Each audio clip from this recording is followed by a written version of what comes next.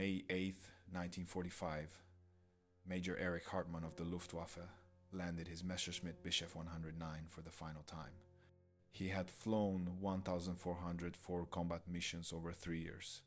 He had engaged enemy aircraft 825 times. He had shot down 352 aircraft, more than any fighter pilot in history, before or since.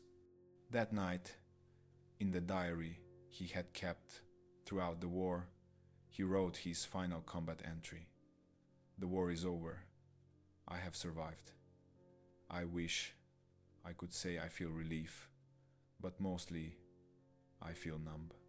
I stopped counting nightmares months ago. The faces don't stop. I see them when I close my eyes. The pilots I killed. Some I saw burn. Others I watched bail out and wondered if they survived. I am 23 years old and I have killed more men than I can remember. This is not the story of Erich Hartmann's victories. That story has been told many times, how he became the deadliest fighter pilot in history, how he mastered the tactics of aerial combat, how he survived when so many others died. This is the other story, the one told through diary entries and letters he never intended for public view. It's the story of what happens to a man who kills 352 times and then has to live with those deaths for the rest of his life. Erich Hartmann was born in April 1922 in Weissach, Germany. His mother was a pilot, one of the first licensed female pilots in Germany. She taught him to fly gliders when he was 14 years old. By 16, he was flying powered aircraft. When war began in 1939, Hartmann was 17 and still in school. He wanted to be a doctor. His mother wanted him to stay in school. His father, a doctor himself, encouraged him to finish his education before making any decisions about military service. But by 1940, with the war expanding and Germany mobilizing every resource, Hartmann's choices narrowed. He enlisted in the Luftwaffe in October 1940, not out of ideological fervor, but because flight training seemed preferable to infantry service. His diary entry from that month reads, "I have joined the Luftwaffe." Mother cried. Father said nothing but looked disappointed. I told them I will be a flight instructor, that I won't see combat. I'm not sure I believe that myself. Flight training consumed 2 years. Hartmann excelled at flying but struggled with gunnery and tactical training. His instructors noted that he was an excellent pilot, but too cautious, too hesitant to commit to attacks. One evaluation stated, "Hartmann has superb flying skills, but lacks the aggression necessary for combat. He thinks too much before acting. This will get him killed." The instructors were wrong about what would kill him, but right that he thought too much. Throughout his combat career, Hartmann would be characterized by careful calculation rather than reckless aggression.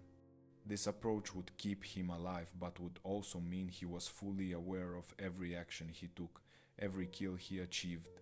He couldn't hide behind battle frenzy or claim his kills happened in confusion. He knew exactly what he was doing every time. Hartmann was assigned to Jagdgeschwader 52, Fighter Wing 52, on the Eastern Front in October 1942. He was 20 years old. The unit was based near Rostov, fighting to support German forces attacking into the Caucasus. His first combat mission occurred on November 5, 1942. He flew as wingman to an experienced pilot, with orders to observe and learn, not to engage. His diary entry from that night: "I saw combat today, but did not fight. We encountered Soviet fighters, Yak ones, I think. They attacked our formation. I watched my leader engage and shoot one down. I saw it fall trailing smoke. I wondered if the pilot got out. I wondered if he had a family. These thoughts came during combat, when I should have been focused on tactics and survival. I think I am not suited for this work." Hartmann's first kill came on November 6, 1942, the day after his first combat mission. A Soviet Il-2 Sturmovik attack aircraft was bombing German positions. Hartmann and his flight were vectored to intercept. The Sturmovik was slow, heavily armored, and focused on its ground attack. Hartmann approached from behind and above, close to less than 50 meters, and fired a long burst. The Sturmovik's rear gunner never saw him. The aircraft went down immediately. His diary entry that night was longer than usual. I killed a man today, perhaps two men, the pilot and the gunner. I shot their aircraft and it crashed. I circled the crash site and saw no parachutes. They are dead because I killed them. Everyone congratulated me. They said I did well, that my first kill came sooner than most. They gave me schnapps and celebrated. I smiled and drank with them, but felt sick. I keep seeing the Sturmovik falling. I keep thinking about the pilot's last moments. Did he know he was about to die? Did he think about his family? I am a murderer who gets congratulated for murder. This entry reveals something unusual about Hartmann. From his very first kill, he viewed aerial combat not as abstract warfare, but as individual killing. Most pilots maintained psychological distance by thinking of aircraft as targets rather than men as victims. Hartmann couldn't sustain that distance. Every aircraft he shot down represented human deaths he was directly responsible for. His second kill came 3 days later. Another Sturmovik. This time, the rear gunner saw him and returned fire. Hartmann pressed the attack despite the defensive fire, destroying the aircraft from close range. The Sturmovik exploded. There was no question of survivors. Diary entry. Second kill today. The gunner shot at me. I saw his tracers pass near my cockpit. I could have broken off, but I pressed the attack. I killed both crew members. Does it make a difference that they shot at me first? Does that make it self-defense rather than murder? I don't know. I can't discuss these thoughts with anyone. They would think I am weak or cowardly. Perhaps I am. By December 1942, Hartmann had 7 confirmed kills. By January 1943, 17. By March, 40. The numbers climbed rapidly as he flew multiple missions daily. His tactical skills improved dramatically. He developed what would become his signature approach: close to within 50 meters before firing, use maximum firepower for minimum time, break away immediately. This see the side attack break method minimized his exposure to defensive fire while maximizing kill probability. But as his kill count rose, his diary entries became darker. After his 50th kill in April 1943, 50 aircraft destroyed, 50 crews dead. If each aircraft had 2 crew members, that is 100 men I have killed. I am 21 years old, and I have killed 100 men. I have killed more people than most soldiers will see in their entire service. Pilots call me an ace. I call myself what I am: someone who is very good at killing. Hartmann's diary reveals a man acutely aware of his actions but unable to stop. Combat was not optional. Orders were not negotiable. His only choice was to kill or likely be killed himself. But unlike many combat pilots who compartmentalized this reality, Hartmann internalized it. May 1943 brought a crisis. Hartmann was shot down for the first time after destroying 2 Soviet fighters. He bailed out safely but spent several hours behind Soviet lines before reaching German positions. During those hours, he hid in a destroyed village and encountered Soviet soldiers searching for him. He also encountered Soviet civilians, women, and children living in the ruins. His diary entry from that incident is one of his longest. I spent 4 hours behind enemy lines today after being shot down. I hid in a destroyed house. Soviet soldiers were searching for me. I had my pistol and could have shot them if they found me, But I also saw women and children, families living in the ruins of what was once their village. I destroyed 2 Soviet aircraft today before being shot down. Those pilots might have had families too. Those families might be living in destroyed villages like the one I hid in. I am fighting for Germany, but I am fighting in someone else's country, destroying it, killing its defenders. Who is the aggressor here? This entry shows Hartmann beginning to question not just his individual actions, but the broader context of the war. However, such questions led nowhere productive. He was a soldier. He had orders. Questioning accomplished nothing except adding psychological burden to the physical dangers he already faced. June 1943 through October 1943 represented Hartmann's peak performance period. He shot down 159 aircraft in 5 months, an average of more than 1 per day. His tactics were refined to lethal efficiency. His situational awareness was extraordinary. His marksmanship was precise. He became, in technical terms, a perfect killing machine. But his diary shows the psychological cost. After kill number 100, I have now killed at least 200 men, possibly 300 if all aircraft had full crews. I cannot visualize what 200 dead men looks like. I cannot comprehend that number. Yet, I am responsible for all those deaths. I killed them with my aircraft's guns. I watched many of them die. Some burned, some exploded. Some simply fell from the sky. I caused all of it. After kill number 150, I had a nightmare last night that I have had several times now.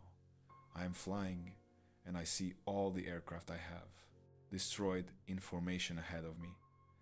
Every pilot looks at me. I can see their faces through their canopies. Some are angry, some are sad, one is smiling. I try to turn away, but my controls don't respond. I fly directly into them. Then I wake up. I mentioned the nightmares to our doctor. He gave me pills to help me sleep. The pills work, but the nightmares continue. Now I just don't wake up as easily. In October 1943, Hartmann was awarded the Knight's Cross, Germany's highest military decoration, for achieving 150 kills. The ceremony included photographs, interviews, and celebrations. His diary entry from that day: received Knight's Cross today. High Command says I am a hero defending the fatherland. I smiled for photographs and gave interviews saying the right things about duty and honor. But I know what I am. I am someone who has become extraordinarily efficient at killing. The medal is for being good at killing. I wear it because orders require it, but I feel no pride. November 1943 brought a critical moment. After his 160th kill, Hartmann was shot down again, his 3rd time. This incident was more serious. Soviet fighters damaged his aircraft's engine and cooling system. He made a forced landing in a field but crashed on landing, injuring his back. He was unconscious when Soviet troops found him. He woke up in Soviet custody, in pain, disoriented. Soviet interrogators questioned him for hours. They knew who he was. His Knight's Cross and rank made that obvious. They asked about German tactics, aircraft performance, and base locations. Hartmann revealed nothing beyond name, rank, and serial number. But what affected him more than the interrogation was overhearing Soviet officers discussing him. One said in Russian that Hartmann partially understood. This is the one who has killed so many of our pilots. He is young, just a boy, but he has killed dozens of our men. What kind of person does this? That question haunted Hartmann. His diary entry after escaping Soviet custody 2 days later. The Soviet officer asked, "What kind of person kills dozens of men?" I have been asking myself that same question for months. I don't know the answer. I am not a sadist. I take no pleasure in killing. I am not ideologically motivated. I don't hate Soviets as people. I kill because it is my assigned function in this war. I kill to survive. I kill because orders require it. But that doesn't answer what kind of person I am. Perhaps I am just someone who follows orders even when those orders require doing terrible things. December 1943 through May 1944. Hartmann's kill count climbed past 200. His reputation grew. Soviet pilots began avoiding areas where he operated. German command used him for propaganda, interviews, photographs, speeches to new pilots. He hated the propaganda work but had no choice. After kill number 200, his diary entry was brief. 200, 400 dead, minimum. Maybe 600, depending on aircraft crew sizes. The number is too large to comprehend. I no longer try. After kill number 225, I had a different nightmare last night. I was walking through a cemetery. Every grave marker had a name and the words, "Killed by Erich Hartmann." I walked for hours and never reached the end of the cemetery. I woke up unable to breathe. These nightmares are becoming worse. The pills don't help anymore. In March 1944, Hartmann met and began courting Ursula, nicknamed Ush. She was the daughter of a local official in the area where his unit was based. Their courtship was brief. Wartime relationships often were. They married on September 10th, 1944. Hartmann was on leave for 3 days. His letter to Ush, written the night before their wedding, is preserved. "Tomorrow we marry. I should feel only happiness. But I must be honest with you about what kind of man you are marrying. I have killed many men. Over 250 enemy aircraft destroyed means at least 400, perhaps 600 men dead by my hand. I carried this with me, always. I have nightmares most nights. I wake up sometimes unable to breathe.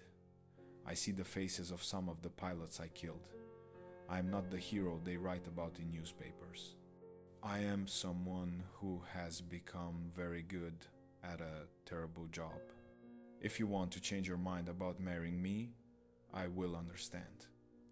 Ush's response, written the morning of their wedding: "I know who you are. Not the propaganda hero, but the real man. I know you are haunted by what you have done. I know you have nightmares. I want to marry you anyway. Perhaps I can help carry some of what you carry. We will face it together." They married, had 3 days together. Then Hartmann returned to combat. Over the next 8 months, they would see each other for a total of perhaps 2 weeks. But they wrote letters constantly, sometimes daily, when mail service allowed. Those letters between Hartmann and Ush provide extraordinary insight into his psychological state during the final year of the war. Unlike his diary, which was private even from her, his letters attempted to be honest while not completely overwhelming her with the darkness he experienced. After kill number 275, December 1944, letter to Ush: "My love, I achieved 5 victories today. Command congratulates me. Fellow pilots celebrate. But I feel nothing. I have become numb to killing. I execute the actions mechanically. See enemy aircraft, close to killing range, fire, watch it fall. Move to next target. Repeat. I am a machine. I am efficient. I am effective. I am empty." Ush's response: "You are not a machine. You are my husband. You are a man caught in an impossible situation, doing what you must to survive. When the war ends, and it will end, we will rebuild together. The numbness you feel is your mind protecting itself. That is not weakness. That is human." After kill number 300, January 1945. Letter to Ush 300. I have destroyed 300 aircraft. I am the highest scoring fighter pilot in the Luftwaffe, probably in the world. They talk about records and achievements. I think about 600 dead men. That is a small town's population. I have killed enough men to depopulate a small town. How do I live with that? Usha's response. You live with it by understanding context. You did not start this war. You did not choose to be put in situations where killing was necessary for survival. You responded to circumstances you did not create. When the war ends, you will have to find peace with your actions. But that peace is possible. I believe that. I have to believe that. By March 1945, Hartmann had 330 kills. Germany was collapsing. Soviet forces were advancing into Germany itself. The Luftwaffe was running out of fuel, aircraft, and pilots. Hartmann was flying missions in older, worn-out aircraft against overwhelming enemy numbers. His diary entries from this period show exhaustion and resignation. The war is lost. Everyone knows it, but no one says it. We fly missions against enemy forces that outnumber us 20 to 1. We shoot down a few and they replace them immediately. We lose pilots and cannot replace them. I have survived 3 years of combat through skill and luck. The luck is running out. The skill means nothing when outnumbered so heavily. I expect to die soon. I am mostly at peace with that. April 1945.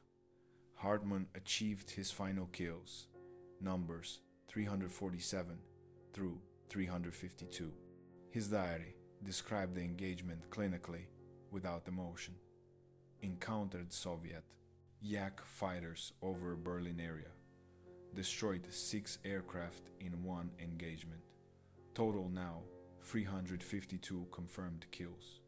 This will likely stand as final record since the war will end soon. I feel nothing about this accomplishment. The number is meaningless. Whether I killed 352 or 35 or 3,000, the psychological burden is the same. I have killed many men. That defines me now. May 8th, 1945. Germany surrendered. Hartmann landed his aircraft for the final time. Unlike many Luftwaffe pilots who destroyed their aircraft to prevent Soviet capture, Hartmann left his intact. His diary: the war is over, I have survived.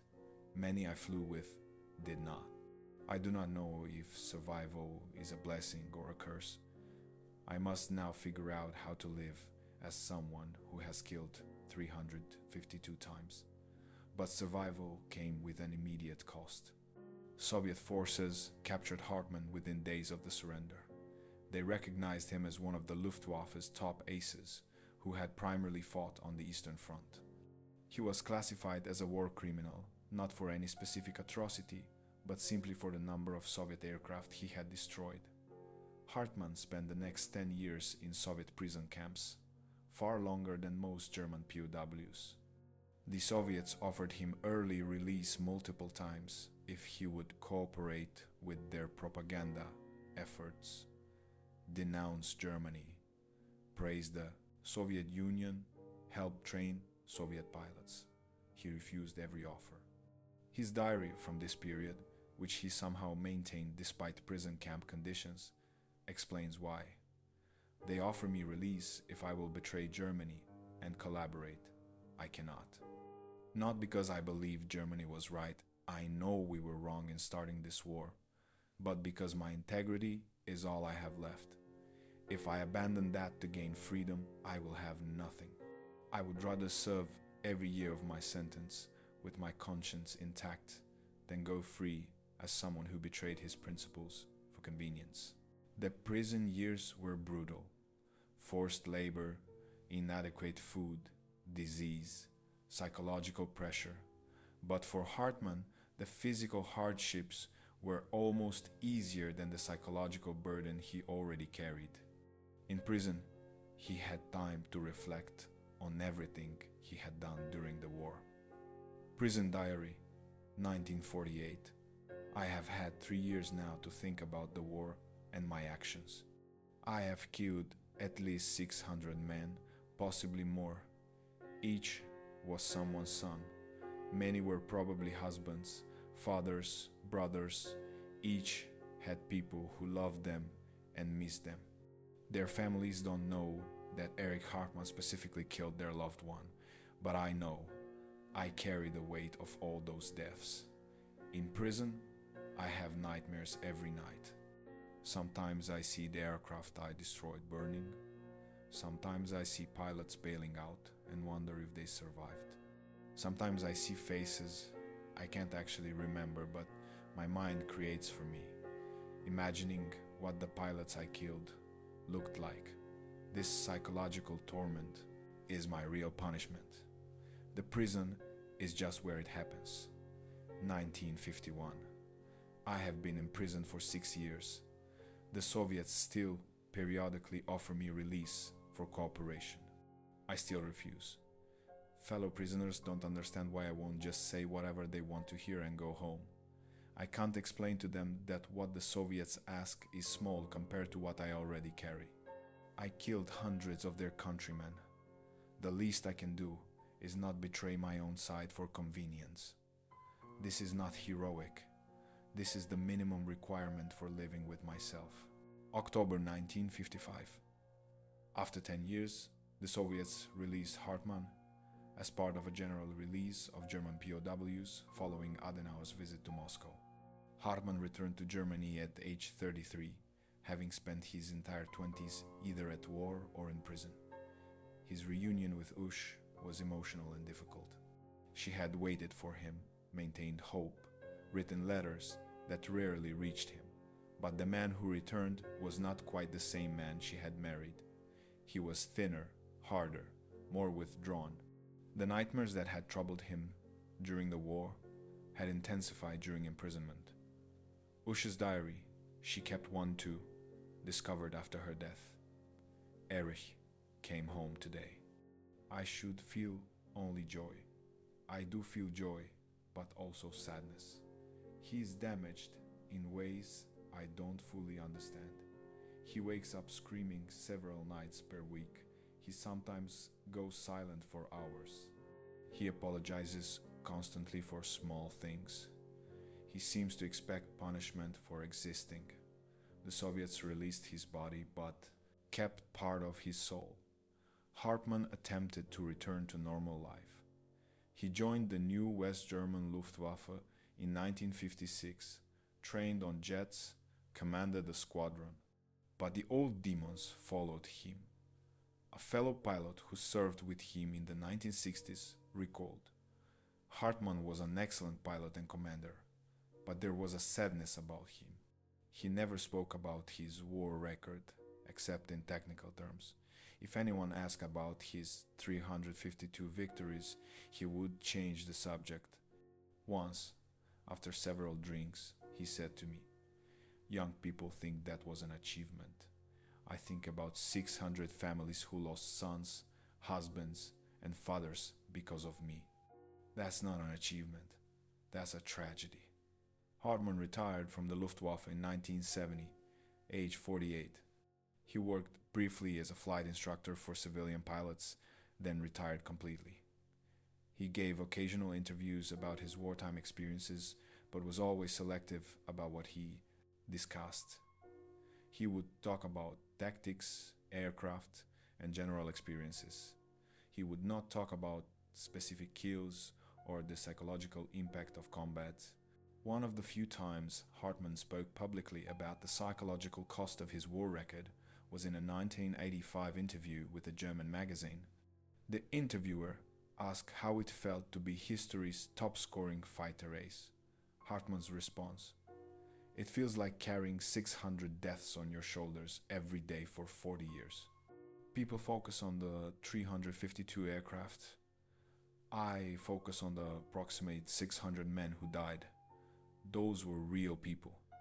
They had lives, families, futures. I ended all of that. The fact that I was following orders, that I was at war, that I was defending myself, these facts provide context but not absolution. I killed 600 men. That is the reality I live with. The interviewer asked if he had regrets. Hartmann: regret implies I had choices I didn't take. My choices were limited. I could fly and fight, or I could refuse and face military punishment. I could kill enemy pilots, or enemy pilots would kill me. Given those choices, I did what I did. But I have grief. I grieve for all those pilots I killed. I grieve for their families. I grieve for the young man I was before I killed for the first time. That young man died in November 1942. What replaced him was someone capable of killing 352 times. I regret that transformation was necessary. The interviewer asked about the nightmares he had mentioned in his wartime diary. They never stopped. For 40 years, I have had nightmares about the war, sometimes several per week. The details change, but the theme is constant. I am confronted by the men I killed. Sometimes they ask me why I killed them. Sometimes they just look at me. Sometimes I try to apologize but have no words. I wake up from these nightmares, feeling the same way I felt after combat missions during the war. Empty, numb, wishing I were someone else. Hartmann's later years were quiet. He and Yush had one daughter. He was a devoted father and grandfather. He maintained friendships with former Luftwaffe pilots who understood what he had experienced. He avoided publicity when possible. Former Luftwaffe pilot and friend Günther Roll recalled, "Erich was a good man, forced to do terrible things in terrible times. He never glorified his combat record. He viewed it as a burden, not an achievement. He once told me, 'We survived. That's more than most. But we paid a price for survival. We carried the dead with us.'" That's how he viewed his 352 victories, as 352 deaths he was responsible for, not 352 achievements to celebrate. In September 1993, Hartmann died of natural causes, age 71. His funeral was attended by former Luftwaffe comrades, former Soviet pilots he had fought against, and historians who had interviewed him over the years. The eulogy, delivered by his daughter, included this: "My father was known as the greatest fighter ace in history. He was prouder of being a good husband, father, and friend. He carried the burden of war his entire life. He faced that burden with integrity and honesty. He never pretended his combat record was something to celebrate. He viewed it as something to remember with grief and hopefully learn from. He hoped that his story might help future generations understand the real cost of war, not just in lives lost during combat, but in the lives damaged by what combat requires good people to do." After Hartmann's death, Ush donated his wartime diary to a German military museum with the stipulation that it not be published for 20 years. She wanted time for historians to provide proper context. The diary was finally published in 2013 with extensive annotations.